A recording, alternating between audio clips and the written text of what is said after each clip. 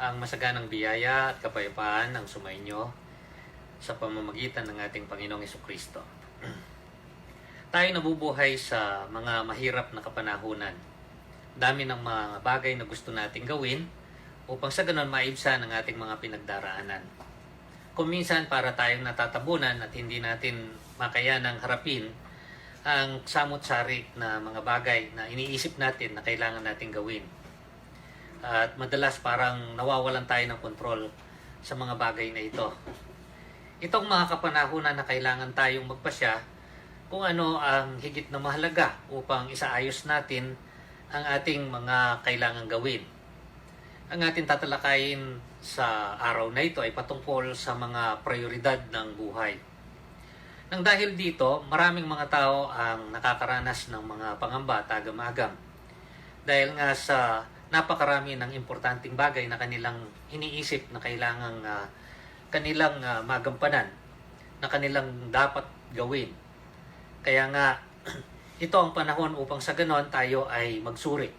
Alin ba ang pinakamahalaga sa lahat? Upang sa ganon, ito ang ating unahin. Mga prioridad. Napakarami ng mga ito. Maging sa normal na takbo ng ating mga buhay ay napakarami nito. Ang ilan, ang prioridad ngayon ay pag-aaral. Yung mga natapos na at nagpapaaral, yun ang prioridad naman nila. Ang ilan ay ang pagtatayo ng karera o magkaroon ng trabaho na may katatagan. Ang ilan ang pagninegosyo at kung paano payabungin ito. Magkaroon ng mga sapat na ipon upang sa ganon, sa oras ng mga pangangailangan ay may makuhanan. Ang ilan ay sa paglikom ng mga ari-arian na kung minsan ay gusto nila hindi lamang para sa kanilang personal na gamit kundi maiwanan sa kanilang mga anak na pamamanahin kapag dumating na yung panahon ng kanilang paglisan. Ang lahat ng ito ay mahalaga para sa atin. Ang lahat ng ito ay mayroong pakinabang. Ngunit ang mga kapanahunan natin ay kapanahunan na marami ang hindi natin tiyak. Tinatawag sa English na uncertainties. Kaya nga, panahon upang tayo ay gumawa ng pagsasaalang-alang at pagsasaayos ng ating mga tinatawag na prioridad. Anong ating uunahin? Anong susunod sa mga ito? Sa araw na ito, aking tatalakayin ang paksang ang pinakaunang dapat asikasuhin sa ating mga buhay. Ating tingnan ang sinasabi ng kasulatan dito sa aklat ni San Mateo sa ika-6 na kabanata sa talatang 24 hanggang 34. Ito'y bahagi ng isang mahabang talakayin ng Panginoong Hesukristo kung saan nagpahayag siya ng maraming pagtuturo patungkol sa maraming bagay sa buhay ng mga tao. Ito yung tinatawag na kapahayagan o sermon sa kabundukan, Sermon on the Mount. Ito'y nakatala sa ika-5, ika-6 at ika-7 kabanata ng Ebanghelyo ayon kay Mateo. Atin munang basahin yung Mateo ika-6 na kabanata magmula sa talatang 24 hanggang 34. Etong nakatala, babasahin ko sa kanyang pagkakasalin sa Magandang Balita Biblia. Walang aliping makapaglilingkod sa dalawang Panginoon, sapagkat kapupuatan niya ang isa at iibigin ang ikalawa. Paglilingkuran ng tapat ang isa at hahamakin ang ikalawa. Hindi ninyo maaaring paglingkuran ng pareho ang Diyos at ang kayamanan. Kaya sinasabi ko sa inyo, huwag kayong mabalisa tungkol sa inyong kakainin at sa inyong iinumin upang kayo'y mabuhay o kaya'y tungkol sa susuotin ng inyong katawan. Hindi ba't ang buhay ay higit na mahalaga kaysa pagkain at ang katawan kaysa damit? Masdan ninyo ang mga ibon. Hindi sila nagtatanim ni umaaniman o kaya'y nagtitipon sa kamalig. Ngunit pinapakain sila ng inyong Ama na nasa langit. Hindi ba't higit kayong mahalaga kaysa mga ibon? Sino sa inyo ang makapagpapahaba ng kanyang buhay ng kahit isang oras sa pamamagitan ng kanyang pagkabalisa? At bakit kayo nababalisa tungkol sa pananamit? Isipin ninyo kung paano tumutubo ang mga bulaklak sa parang. Hindi sila nagtatrabaho ni gumagawa ng damit. Ngunit, sinasabi ko sa inyo, kahit si Solomon sa kanyang karangyaan ay hindi nakapagdamit ng singganda ng isa sa mga bulaklak na ito. Kung dinadamitan ng Diyos ang damo sa parang, na buhay ngayon at kinabukasan ay ginagatong sa kalan, kayo pa kaya? Kay liit ng inyong pananampalataya sa Kanya. Kaya huwag kayong mag-alala na baka kayo kapusin sa pagkain, inumin o damit. Hindi ba't ang mga hentil ang nababahala tungkol sa mga bagay na ito? Alam na ng inyong Ama na nasa langit na kailangan ninyo ang lahat ng ito. Ngunit, higit sa lahat, ay bigyang halaga ninyo ang kaharian ng Diyos at ang pamumuhay ng ayon sa kanyang kalooban at ibibigay niya sa inyo ang lahat ng mga bagay na ito. Kaya nga, huwag ninyong alalahanin ang bukas, sapagkat ang bukas ang mag-aalala sa sarili niya. Sapat ang inyong mga suliranin sa bawat araw. Kagaya ng aking sinabi, ito ay maliit na bahagi lang ng mahabang pagtalakay ng Panginoong Jesucristo patungkol sa iba't ibang sangkap ng buhay ng tao dito sa mundong ito. Ngunit dito inihayag at inilatag ng Panginoong Hesus ang tamang paglalagay sa lugar sa lahat ng mga bagay.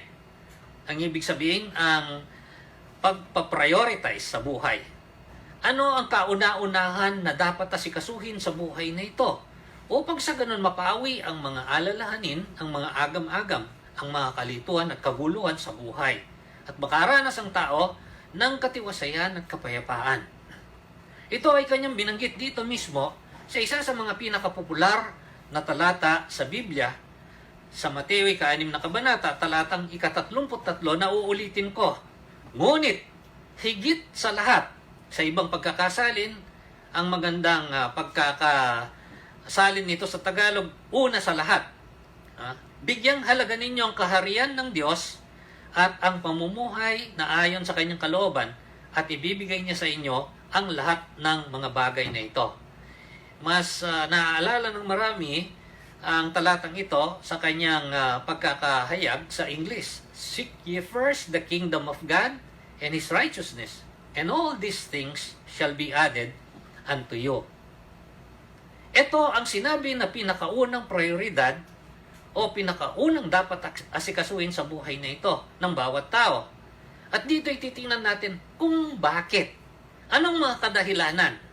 Kung bakit uunahin ng tao ang pagsasaliksik na siya ay pagharian ng Diyos o siya ay mapailalim sa kaharian ng Diyos o pamamahala ng Diyos at sa katuwiran nito o pamumuhay ng may katuwiran o ayon sa kanyang kalooban. At pagkatapos nito ay mararanasan niya na matugunan ang kanyang mga pangangailangan. Ang unang kasagutan dito ay makikita dun sa pambungad na bahagi ng kabuuan ng mensaheng ito ng Panginoong Hesus, ang Sermon on the Mount. At yan ang titingnan natin magmula doon sa 5 kabanata. Dahil dito nagpasimula yung pagtalakay ng Panginoong Hesus. Pupunta tayo sa 5 kabanata ng bahaging ito ng Mateo, magmula sa unang talata hanggang sa 12. Itong sinasabi, Mateo 5 kabanata, unang talata hanggang 12. Nang makita ni Jesus ang napakaraming mga tao, dahil nga ang Panginoong Hesus ay nakapukaw ng pansin ng napakaraming mga tao dahil sa kanyang mga kamanghamanghang mga gawa bago ang pangyayaring ito. Maliban pa sa mga unang kapahayagan na kanilang narinig na kanyang mga sinambit. Umakyat siya sa bundok. Pagkaupo niya, lumapit ang kanyang mga alagad at siya'y nagsimulang magturo sa kanila. Pinagpala ang mga taong walang inaasahan kundi ang Diyos sapagkat kabilang sila sa kaharian ng langit. Pinagpala ang mga nagdadalamhati sapagkat aaliwin sila ng Diyos. Pinagpala ang mga mapagpakumbaba sapagkat mamanahin nila ang daigdig. Pinagpala ang mga may matinding hangarin na sumunod sa kalooban ng Diyos, sapagkat sila'y bibigyan kasiyahan ng Diyos. Pinagpala ang mga mahabagin sapagkat kahahabagan sila ng Diyos. Pinagpala ang mga may malinis na puso sapagkat makikita nila ang Diyos. Pinagpala ang mga gumagawa ng paraan para sa kapayapaan sapagkat sila'y ituturing na mga anak ng Diyos. Pinagpala ang mga inuusig ng dahil sa kanilang pagsunod sa kalooban ng Diyos, sapagkat kabilang sila sa kaharian ng langit. Pinagpala ang mga nilalait at inuusig ng mga tao at pinaparatangan ng lahat ng uri ng kasamaan na pawang kasinungalingan ng dahil sa akin. Magsaya kayo at magalak sapagkat malaki ang inyong gantimpala sa langit. Alalahanin ninyong inusig din ang mga propetang nauna sa inyo. Dito ibibigyan tayo ng isang malinaw na paglalarawan kung bakit nararapat na ang pinakaunang dapat asikasuhin sa buhay ay ang pagsumakitan na tayo ay maging bahagi ng pinaghaharian ng Diyos. Ito ang ating itaguyod at mapailalim sa kanyang kalooban. Dahil ang kadahilanan, una sa lahat, dahil ang kaharian o ang paghahari ng Diyos ay siyang pinanggagalingan ng tunay na pagpapala. Dito nang gagaling ang tunay na tinatawag na pagiging mapalad. Anuman ang pinagdaraanan sa buhay dito sa mundo. God's kingdom or rule is the source or origin of true blessedness, regardless of whatever circumstances we have on earth. Ang tao ay naghahanap ng kaligayahan. Hindi masama ang kaligayahan. Ngunit pag pinaghambing mo itong nilalarawan na pagiging mapalad o pinagpala sa kaligayahan, ang kaligayahan ay pansamantala at mabilis na lumilipas na kasiyahan. Ngunit ang pagiging mapalad o pinagpala ay pangmatagalang kasiyahan. Ito man ay tila isang kabalintunaan, ito'y katotohanan na itinuro ng katotohanan ang Panginoong Jesucristo. Truth taught by the truth. Tandaan ninyo, ang Panginoong Jesucristo ang nagsabi, ako ang daan, ako ang katotohanan, ako ang buhay. I am the way, the truth, and the life. Ito'y turo mismo ng Panginoong Jesucristo. Kaya nga, itong nararapat na unang prioridad o pinakauna na dapat paglagakan ng pansin at asikasuin ng bawat tao sa buhay na ito. Ano man ang kanyang pinagdaraanan, magaan man o mahirap. Ang karagdagan dito ay makikita natin dito mismo sa mga bahagi ng tinatawag na kapahayagan ng pagiging pinagpala. Ito yung madalas na tinatawag sa English na Beatitudes. Nagpapasimula sa salitang blessed or pinagpala. Tingnan niyo ang sinabi dito sa Mateo 5 kabanata sa talatang 3, pinagpala ang mga taong walang inaasahan kundi ang Diyos, sapagkat kabilang sila sa kaharian ng langit. At dito ay sinabi rin, sa 8 talata hanggang sa 10 ang mga sumusunod, pinagpala ang may malinis na puso sapagkat makikita nila ang Diyos. Ang Diyos na nasa langit. Pinagpala ang mga gumagawa ng paraan sa kapayapaan sapagkat sila ituturing na mga anak ng Diyos. Pinagpala ang mga inuusig ng dahil sa kanilang pagsunod sa kalooban ng Diyos sapagkat kabilang sila sa kaharian ng Diyos.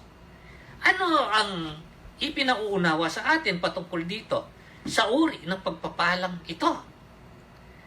Na ang kaharian ng Diyos o paghahari ng Diyos ang siyang tanging nagbibigay ng katiyakan ng kalangitan. God's kingdom or God's rule gives assurance of heaven. Sa kabila ng tayo ngayon ay nabubuhay pa sa mundong ito at dumaranas ng samot-saring mga karanasan, ang ilan magaganda, ang ilan tila baga napakahirap. At hindi lang yon, ito yung katiyakan ng mga tinatawag na biyaya at pagpapala na matatanggap natin. Lalo't higit sa sukdulan pagdating doon sa kalangitan. Ang sabi sa verse 11, pinagpala ang mga nilalait at inuusig ng mga tao at pinaparatangan ng lahat ng uri ng kasamaan na pawang kasinungalingan ng dahil sa akin. Magsaya kayo at magalak sapagkat malaki ang inyong gantimpala sa langit. At ginawang halimbawa yung mga nauna na dumaan sa ganong karanasan. Alalahanin ninyong inusig din ang mga propetang nauna na sa inyo. Ito yung diwa nga ng 1, ikatlong kabanata, talatang 16. Gayon na lang ang pag-ibig ng Diyos sa sangkatawan, kanyang isinugo ang kanyang bugtong na anak, upang sino mang manalig sa kanya ay di mapahamak, kundi magkaroon ng buhay na walang hanggan. Ito'y patungkol sa mga taong kumikilala sa Panginoong Hesukristo at nananalig sa Kanya bilang tagapagligtas at nagpapasakop sa Kanya bilang Panginoon ng kanilang mga buhay. Kasi nga ito yung mga taong handa na harapin ang mga panlalait, pag-uusik, pagpaparatang ng may kamalian. Sabi niya, nang dahil sa akin. At sila ay dapat magsaya at magalak. Dahil nga sa katiyakan ng buhay na walang hanggan, sa katiyakan na sila'y makakarating sa kalangitan at matatanggap ang sukdulang mga biyaya at pagpapala, maging ang mga gantimpala. Ang pinakaunang dapat asikasuhin sa buhay, sa anumang kapanahunan, ngunit lalo na sa kapanahunan natin ngayon, ay ang kaharian ng Diyos at ang katuwiran nito. Seek ye first the kingdom of God and His righteousness, and all these things shall be added unto you. Dahil ang kaharian o paghahari ng Diyos ang siyang pinagmumulan ng tunay na biyaya at pagpapala. Ano man ang pinagdaraanan natin sa mundong ito. Dahil ang kaharian o paghahari ng Diyos ang siyang tanging nagbibigay ng katiyakan ng buhay na walang hanggan doon sa kalangitan. Kahit na tayo ngayon ay nabubuhay pa sa ibabaw ng mundong ito. At pumunta muli tayo ngayon sa Mateo 6 na kabanata, kung saan titingnan natin ang sinasabi dito muli na pagpapaalala ng Panginoong Hesukristo patungkol sa pag-aalala sa mga agam-agam ng mga tao. Kung ano ang kanilang kakainin, kung ano ang kanilang iinumin, kung ano ang kanilang idaramit sa kanilang mga katawan. Itong sinabi ng Panginoong Hesukristo sa 6 na kabanata, talatang 25. Kaya't sinasabi ko sa inyo, huwag kayong mabalisa tungkol sa inyong kakainin at sa inyong iinumin upang kayo'y mabuhay o kayo'y tungkol sa susuotin ng inyong katawan. Hindi ba't ang buhay ay higit na mahalaga kaysa pagkain at ang katawan kaysa damit? Ito naman ang sinabi doon sa huling bahagi ng talatang 33.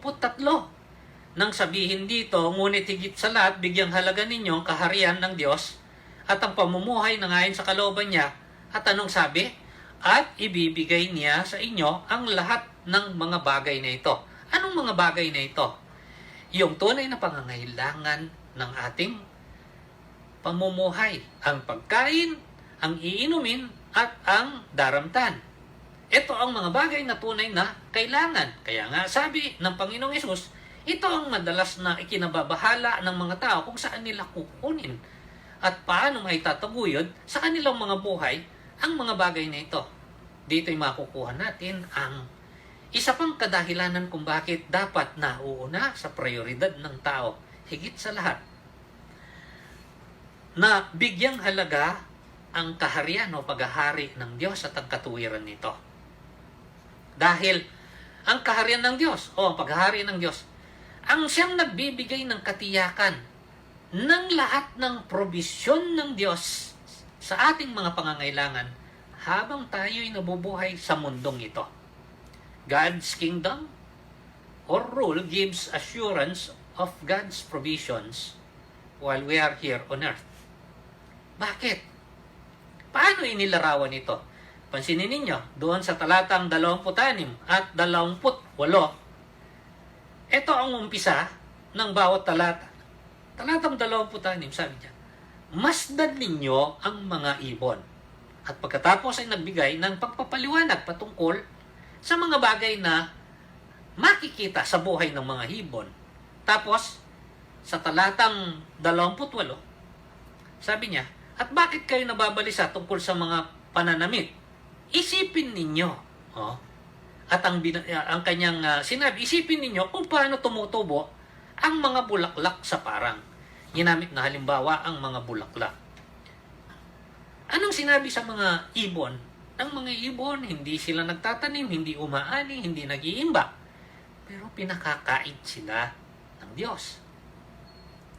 Ang mga tanim, yung nasa parang, na sinasabi dito, ang mga halaman, hindi sila humahabi o nagtatrabaho, pero nakakagawa o umuusbong ang mga magagandang bulaklak sa kanila, na ni si Solomon sa kanyang karangyaan ay hindi nakaranas ng ganito kagandang mga kasuotan. Dapat sana ang mga bagay na ito ay tinatawag na obvious, dahil ito'y pangkaraniwan na nasa ating kapaligiran. Kaya nga lang kung minsan hindi natin nabibigyan ng pansin. This should be evident and obvious yet taken for granted. Ang mga ibon at ang mga halaman. Anong sinabi dito? Kung ang mga ibon pinakakain ng Diyos, kung ang mga halaman na nandirito ay namumulaklak ng pagkaganda-ganda, pero bukas ay natutuyo at iginatong lang, hindi ba, sabi niya, kayo'y higit na mahalaga kaysa mga ito? Tandaan natin, ang lahat ng mga lalang ng Diyos ay mahalaga sa Kanya, kaya nilalang niya. Hindi niya nilalang ang lahat ng bagay na wala lang. Kundi ito, lahat ng Kanyang mga lalang ay mahalaga sa Kanya. Ngunit kung papansinin natin, wala nang hihigit pa sa kahalagaan kung hindi tayong nilalang ng Diyos sa Kanyang wangis. Kaya nga, etong sinasabi, ang kaharian ng Diyos o paghahari ng Diyos ang siyang nagbibigay ng katiyakan ng probisyon, ng pantustos at pagsustento ng Diyos habang tayo nabubuhay dito sa mundong ito, dahil ang Diyos ang siyang nagtutustos. God sustains those who are important to Him. Tinutustusan ng Diyos yung mahalaga sa Kanya, maging ibon, maging mga halaman, ngunit higit sa lahat, ang Kanyang mga nilalang sa Kanyang wangis, tayong mga tao. Hindi lang yon. Kung tayo ang nagligay o naglagak ng ating pananampalataya sa Diyos sa pamamagitan ng pagkilala sa Panginoong Jesucristo, hindi lang tayo nilalang ng Diyos bilang isang lalang na kamukha ng iba pa, kundi ito ang ating pakatandaan. Sa lahat ng naglagay ng pananalig sa Panginoong Jesucristo ay binigyan ng mas higit pa na katangian at katayuan. Titingnan natin yan dito sa Ebanghelyo ayon kay Juan. Uulitin ko, kaya nga merong tinatawag na Juan, 3 kabanata, talatang 16, upang sino mang manalig sa Panginoong Jesucristo hindi mapahamak, kundi magkaroon ng buhay na walang hanggan. At hindi lang ang hinihintay ang buhay na walang hanggan, ngunit sa pasimula ng Juan, sa unang kabanata, ay sinabi na ang mga nanalig sa Panginoong Jesucristo ay binibigyan ng natatanging katayuan o kalagayan sa kanyang kaugnayan sa Diyos. Itong sinasabi sa unang kabanata ng Ebanghelyo ni Juan sa talatang 10 hanggang 12. Dumating ang salita sa sanlibutan. Ang tinutukoy ay ang Panginoong Hesus. Yung sinabi sa unang talata ng pasimula ay naroon ng salita, ang salita ay kasamang Diyos, at ang salita ay Diyos. Ulitin ko, talatang 10, dumating ang salita sa sanlibutan, ngunit hindi siya kinilala ng sanlibutang ito na nilikha sa pamamagitan niya. Pumunta siya sa kanyang bayan, ngunit hindi siya tinanggap ng sarili niyang kababayan. Verse 12, subalit, ang lahat ng tumanggap at sumampalataya sa Kanya ay binigyan niya ng karapatang maging mga anak ng Diyos. Ito yung napakaganda dito. Ang lahat ng naglagak ng pananampalataya sa Diyos sa pamamagitan ng Panginoong Jesucristo ay hindi lang importante o pinaka-importanting bahagi ng kanyang likha, kundi binigyan niya ng pribilehyo o karapatan na mga tawag na anak ng Diyos. Kaya nga, ang Diyos bilang Ama ang nakakaalam ng lahat ng ating pangangailangan. Tinutustusan o itinataguyod ng Diyos ang lahat ng mahalaga sa Kanya. Ngunit ang mga mananampalataya ng Panginoong Jesucristo ay higit pa dahil binigyan ng karapatang mga tawag at kilalaning anak ng Diyos. Kaya nga, ang Ama ng mga anak na ito ang nakakaalam at nakakaunawa ng lahat ng kanilang mga pangangailangan. Sa makatwid, ang Diyos bilang isang mabuti at mapagmahal na Ama ang siyang nangangalaga sa kanyang mga anak. Kaya nga binigyan ng pribilehyo ng mga tawag na anak ng Diyos. Sa gayon sila ay tumawag sa Kanya bilang Ama, upang sa anumang oras makadulog sila at makahingi ng kanilang mga pangangailangan. Kaya nga, dito rin sa bahagi ng tinatawag natin ito na Sermon on the Mount, bahagi nito ay pagtuturo ng Panginoong Hesus sa wastong kaparaanan ng pagdulog sa Diyos ng taong may pagkilala sa Kanya at pananampalataya sa Panginoong Hesus. Ito'y makikita sa Mateo 6 na kabanata magmula sa talatang 7 hanggang doon sa talatang 13. Ito ang sinasabi sa bahaging ito ng kasulatan. Mateo, kabanatang 6, talatang 7, sa pananalangin ninyo'y huwag kayong gagamit ng maraming salitang walang kabuluhan. Hindi kailangan ang lumapit sa Diyos at magkaroon ng animoy formula ng mga ulit-uliting sasabihin, gaya ng ginagawa ng mga hentil. Kapag binanggit ang hentil dito sa pagkakasaling ito, sa ibang pagkakasalin, ang ginamit ay pagano. Sila na walang pagkakilala sa Diyos. Ang akala nila'y papakinggan sila ng Diyos dahil sa haba ng kanilang sinasabi. Huwag ninyo silang tularan. Alam na ng inyong Ama, yan ang magandang pansinin, alam na ng inyong Ama na nasa langit ang inyong kailangan bago pa ninyo ito hingin sa Kanya. Ganito kayo mananalangin. Ama naming nasa langit, sambahin nawa ang iyong pangalan, dumating nawa ang iyong kaharian, masunod nawa ang iyong kalooban dito sa lupa tulad ng sa langit. Bigyan mo kami ng aming pagkain sa araw-araw at patawarin mo kami sa aming mga kasalanan tulad ng pagpapatawad namin sa mga nagkakasala sa amin. At huwag mo kaming hayaang matukso, kundi iligtas mo kami sa masama. Sapagkat sa iyo ang kaharian at ang kapangyarihan at ang kalwalhatian magpakailanman. Amen. Ito yung napakaganda. Ang Diyos ang siyang nagtataguyod sa mga kanyang pinapahalagan, ang kanyang mga nilalang, at ang pinakamahalaga ay ang tao. Ngunit, natatangi na ang mga kumilala sa Kanya sa pamamagitan ng pananalig sa Panginoong Jesucristo ay binigyan ng karapatang mga tawag na Kanyang anak. Kaya nga, alam niya ang pangangailangan ng Kanyang mga anak. Sinabi yon dito sa talatang 8. Huwag ninyo silang tutularan, alam na ng inyong Ama ang nasa langit ang inyong kailangan bago pa ninyo ito hingin sa Kanya. At bilang isang mabuti at mapagmahal na Ama, siya ang nangangalaga sa kanyang mga anak. Binigyan ng pribilehyo na palagyang dumudulog at lumalapit sa Kanya upang ihain ang kanilang mga pangangailangan na may pagtitiwala upang Kanyang tugunan. At makikita natin dito, sinabi ng Panginoong Hesus dito sa bahagi nga ng 6 na kabanata dito sa talatang bahagi nitong talatang ika-4, sabi niya, ika-32, hindi ba't ang mga hentil ang nababahala sa mga bagay na ito? Alam ng inyong Ama na nasa langit na kailangan ninyong lahat ng ito. Anong binanggit na ito?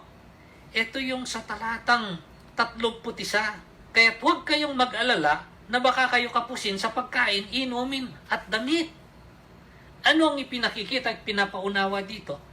Na ang Diyos, alam din pangangailangan ito at kanyang ibibigay kapag nakikita niyang kailangan natin. Ngunit, hindi lang ang mga bagay na ito ang kanyang ipinagkakalob.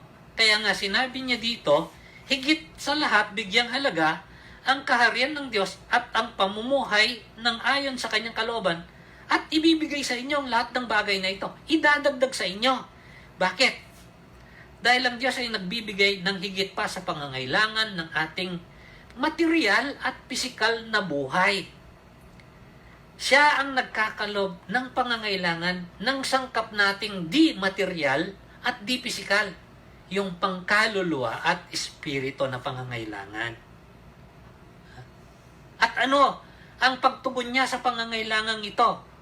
Siya ang nagbibigay sa atin ng kaaliwan, kagalakan at kapayapaan na nagtataguyod sa maayos nating pamumuhay sa kabila ng mga samot-saring hirap na maaari nating pagdaanan. Kaya nga si Apostol Pablo, may sinabi siya sa 2 Korinto, sa kanyang sulat, sa unang kabanata, talatang 3 hanggang 7. Itong sinabi ni Apostol Pablo, purihin natin ang Diyos at Ama ng ating Panginoong Hesukristo, ang Ama ng kahabagan at Diyos na pinagmumulan ng lahat ng kaaliwan, the God of all comfort. Inaaliw niya kami sa aming mga kapighatian upang sa pamamagitan ng kaaliwang tinanggap natin sa Kanya ay maaliw naman namin sa mga nahahapis. Sapagkat kung gaano karami ang aming paghihirap dahil sa aming pakikipag-isa kay Kristo, gayon din naman ang karami ng aming kaaliwan kay Kristo. Kung naghihirap man kami, ito'y para sa ikaaliw at ikaliligtas ninyo. Kapag naaaliw kami, kayo may naaaliw rin at lumalakas upang inyong matiis ang inyong kapighatiang dinaranas tulad namin. Kaya't matibay ang aming pag-asa para sa inyo, sapagkat alam namin kung paanong kahati kayo sa aming kahirapan, magiging kahati rin kayo sa aming kaaliwan. Ang Diyos na ito, na Ama ng lahat ng nananampalataya, ang siyang nagbibigay hindi lang ng mga pangangailangang pangpisikal ng buhay ng tao, kundi ng pangkaluluwa at pang-espiritu. Ito'y ang kaaliwan. Ang kaaliwang nakapagtataguyod sa kabila ng mga hirap dahil tinatapatan ng Diyos ng kaaliwan o kaginhawaan ang bawat hirap at pasaning pinagdaraanan ng kanyang mga anak. Kaya nga, si Apostol Pablo din ang nagsabi ng katiyakan dito sa kanyang sulat sa mga taga-Pilipos sa 4 na kabanata, talatang 4 at hanggang 7.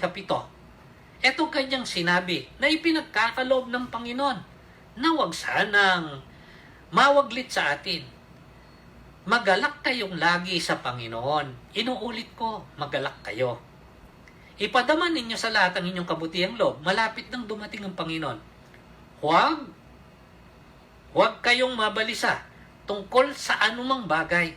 Sa halip, hingin ninyo sa Diyos ang lahat ng inyong pangangailangan sa pamamagitan ng pananalangin may pasasalamat.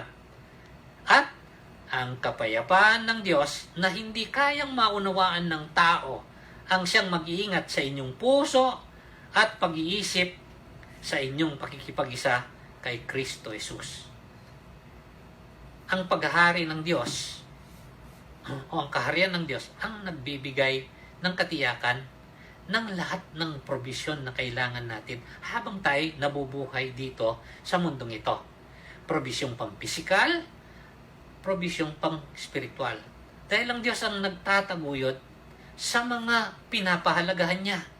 At tayo higit na mahalaga kaysa mga ibon at sa mga halamang hindi niya pinababayaan. Ang Diyos ang nagbibigay ng mga pangangailangan natin dahil bago pa natin hingin, alam na niya ang mga ito. At dahil tayo ay nanalig sa Kanya, binigyan tayo ng karapatang mga tawag na anak ng Diyos. At siya bilang mabuti at mapagmahal na Ama, ang marunong mangalaga sa Kanyang mga anak. At Kanyang binibigyang kasiyahan, hindi lang ang ating mga pangangatawan, kundi maging ang ating mga kaluluwa.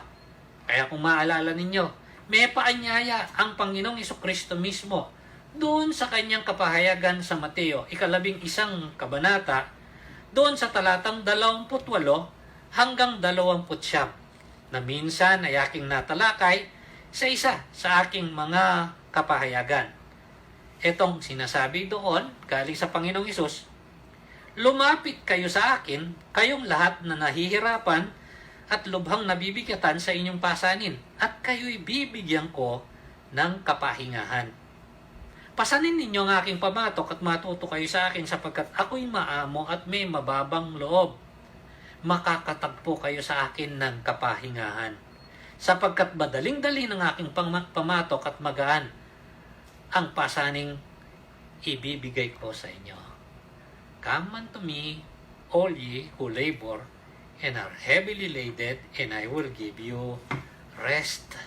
Kapag tayo nabibigatan, kung tayo ay pinaghaharian ng Diyos nang dahil sa pananalig sa Panginoong Hesukristo, siya ang nagbibigay ng kagaanan sa ating mga pasanin at ginagawa itong nakakayanan nating pasanin. Ano pa ang kadahilanan kung bakit dapat na maging kauna-unahan na dapat nating asikasuhin sa buhay? Ang sinabi ng Panginoong Hesus na ating malaman at maranasan ang mga bagay na may kinalaman sa paghahari ng Diyos.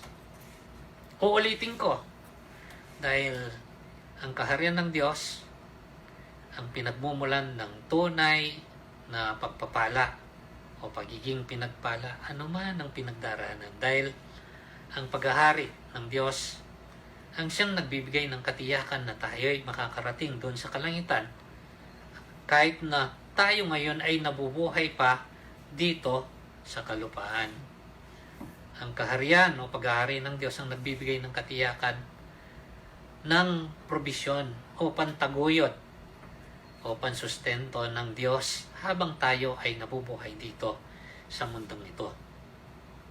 Ang ikaapat ay mahalaga din na ating malaman. Ang kaharian o paghahari ng Diyos ay hindi nangangahulugan na tayo exempted na sa mga realidad o katunayan ng karanasan ng buhay habang tayo nandirito sa mundo. God's kingdom or rule does not exempt us from life's realities while we are here on earth. Magkakaroon ng hirap talaga. Magkakaroon ng mga pasanin. Ito'y sinabi doon sa talatang 34. Kaya nga, huwag ninyong alalahanin ng bukas, sapagkat bukas ang mag-aalala sa sarili niya. Sapat na ang inyong mga suliranin sa bawat araw. O sapat yung suliranin ninyo sa araw na ito. So meron talagang mga suliranin. Ngunit tinitiyak na tayo itataguyod ng Diyos sa bawat araw. Ito yung tinatawag na dapat mamuhay tayo na may pananampalataya kada araw. Living in faith, one day at a time. Sa huli, meron akong katanungan. Ikaw ba'y hentil? O ikaw ba'y pagano? Kasi nabanggit ito ng Panginoong Hesukristo. Nasabi ko nga, ang pagano o hentil, kapag ginamitan ng ganitong turing, sa pagkakataong ito, ay nangangalugang yung walang pagkilala sa tunay na Diyos. Bakit? Ang pagano o yung hentil na tinawag dito, ang pinaprioritize nila ay lahat ng iba pang bagay liban sa Diyos. Ito yung pagkakasali niya sa isang Tagalog kasi. Dito sa ika-6 na kabanata, dito sa talatang 32, sabi niya, ang mga bagay na ito ang pinapahalagahan ng mga taong hindi kumikilala sa Diyos. Ngunit alam ng inyong amang nasa langit na kailangan ninyo ang mga bagay na ito. Kaya doon niya sinabi, kaya nga, sabi niya, unahin ninyo ang mapabilang sa kaharian ng Diyos at ang pagsunod sa kanyang kalooban at ibibigay niya ang lahat ng pangangailangan ninyo. Ito'y ibang pagkakasalin. Sa Tagalog, isang mas makabago pang pagkakasalin. Ang mga tinatawag na hintil dito sa saling ito, o pagano, o hindi kumikilala sa Diyos, ginugugol ang kanilang mga buhay upang sa ganon makamit nila at mapanatili ang pagkakaroon ng kanilang kinakain, ng kanilang iniinom, at ng kanilang dinaramit. Mga bagay na pansamantala, mga bagay na hindi mananatili ng panghabang panahon. Hindi sinasabing hindi mahalaga ang mga bagay na ito. Ngunit higit na pinapahalagahan, sukat na nakakalimutan at nawawaglit. At isinasa isang tabi kung ano ang pinakamahalaga sa lahat. Ngayon, kung ikaw ay hindi pagano o hintil, hindi ka dapat mabuhay na kagaya ng isang pagano o hintil. Kung ikaw ay may pananampalataya sa pamamagitan ng pagsunod sa kalooban ng Diyos, uunlad ka sa pananampalataya. Kaya nga doon sa ika-6 na kabanata, ika-30 talata, ang sabi dito ng Panginoong Hesus, kung dinadamitan ng Diyos ang damo sa parang na buhay ngayon at kinabukasan ay ginagatong sa kalan, kayo pa kaya? Kay liit ng inyong pananampalataya sa Kanya. Dahil lang nasa ng Panginoon, sa mga may pananampalataya, ito'y lumaki o umunlad. Lalong maging maigting at tiyak ang kanilang pagtitiwala sa Diyos. Sa gayon, ang kanilang aasakasuhin ay ang pagsunod sa kalooban ng Diyos. Kung ikaw ay hindi pa naglagay ng pananalig sa Diyos sa pamamagitan ng pagkilala at pagtanggap sa Panginoong Hesukristo, ang paanyayay nananatili pa hanggang ngayon. The invitation still stands up to this time. Kaya nga, ito yung sinabi kung babalikan ko doon sa ika-24 na talata, ang pinagmulan ng pagtalakay ng Panginoong Hesus. Ang sabi niya kasi, walang aliping makapaglilingkod ng dalawang Panginoon. Pag sinabing Panginoon, siya yung binibigyan ng pinakamataas na lugar sa buhay ng isang tao. Sapagkat kapopuotan niya ang isa at iibigin ang ikalawa. Paglilingkuran ng tapat ang isa at hahamakin ang ikalawa. Hindi ninyo maaaring paglingkuran ng pareho. Ito yung option. Ang Diyos at ang kayamanan. Ang Diyos at ang anumang bagay na iniisip ng isang tao na napakahalaga. Maaaring mahalaga nga. Pero wala nang dapat na maging mas mahalaga pa. Kung hindi, ang Diyos. Kung hindi ka pa naglagay ng pananalig sa Diyos, panahon na upang sa ganon, ito yung gawin. Dahil ang taong nananatiling hindi tama at magulo ang prioridad, mananatili doon sa kalituhan at kaguluhan ng buhay. Mananatili sa agam-agam at kabagabagan.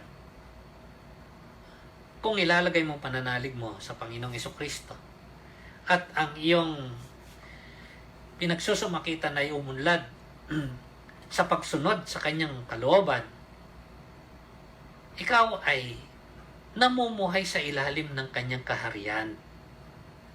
sa ilalim ng kanyang pangangalaga. At anong sabi? And all these things shall be added unto you. At ang lahat pa ng ibang bagay na tunay mong kailangan, hindi ka kukulangan, hindi ka pagkakaitan ng Diyos. Ang pinakauna na dapat asikusuin sa buhay ay ito. Seek ye first the kingdom of God and His righteousness, and all this shall be added unto you. Nawa ang biyaya at ang pagpapala ng Diyos ay sumayin yung lahat. Yan ay sa pamamagitan lamang ng ating pananalig sa Panginoong Jesucristo at paglakad sa pananampalataya sa bawat araw ng ating mga buhay tungo doon sa ipinangako na walang hanggan. Tayo'y manalangin at magpasalamat sa Diyos. Dakilang Diyos at Panginoon, maraming salamat po. At kaming yung mga nilikha ay yung pinapahalagaan. May pananampalataya man o wala, Ikaw ang tunay na nagtataguyod sa aming mga buhay. Ikaw ang nagsusustento sa aming mga pangangailangan. Gayon pa man, nananatili ang maraming kalituhan, agam-agam at kaguluhan sa buhay ng napakaraming mga tao na hindi pa nalaman at natutuhan ang tamang pagkakasunod ng pagpapahalaga sa mga bagay-bagay. At salamat at itinuro mo sa amin ang landas at ang daan tungo dyan. Salamat, Panginoong Yesus, sa iyong pagdating dito sa lupa upang kami mabigyan ng pagkakataon na makapasok sa kaharian ng Diyos, upang kami pagharian ng Diyos at kami mga turing na anak ng Diyos. Sa gayon, maramdaman namin, maranasan ang pagmamalasakit ng aming Ama, na sa araw-araw ng pananampalataya kami ay itinataguyod at pinangangalagaan.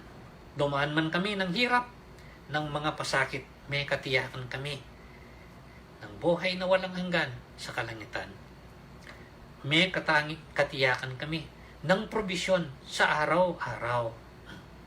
May katiyakan kami na yung probisyon hindi lang para sa aming mga pisikal na mga pangangatawan, kundi para sa aming kaluluwa ang magkaroon ng katiwasayan, kapayapaan, kagalakan, kaaliwan. At nang dahil dito, tunay kaming mga matatawag na mapapalad o pinagpala. Aming Diyos, nawa ang iyong biyaya at pagpapala ang siyang mapagwari na siyang iyong ibinubuhos at ipinantataguyod sa amin sa araw-araw. Sa iyong lahat ng papuri at parangal sa tanging pangalan ng aming Panginoong Hesus. Amen. Magandang araw po at pagpalain tayo ng ating dakilang Diyos.